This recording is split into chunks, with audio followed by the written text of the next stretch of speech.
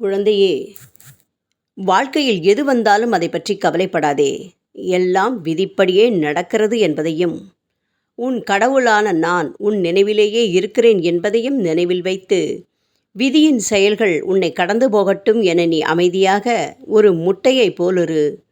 அசையாமல் உணர்வை வெளிப்படுத்தாமல் சூட்டையும் குளிரையும் தாங்கும் முட்டையை தன் நினைவாலும் கண்ணின் பார்வையாலும் உணர்வுள்ள குட்டியாக மாற்றுகின்ற தாய் ஆமையைப் போல நான் உன்னை மாற்றி எழுந்து பிரகாசிக்கச் செய்வேன். அன்றைக்கு உன் நிலைமை மிக வேகமாக உணர்ந்து நிற்கும். எனது பெயர் உன்னை சகல துக்கத்திலிருந்தும் விடுவிக்கும் தாரக மந்திரம். அதை நீ எப்போதும் உச்சரித்து கொண்டே இருந்தால் பாம்பு தனது சட்டையை தாமாக கழற்றுவது போல உன் கஷ்டம் உன்னை விட்டு அகலும்.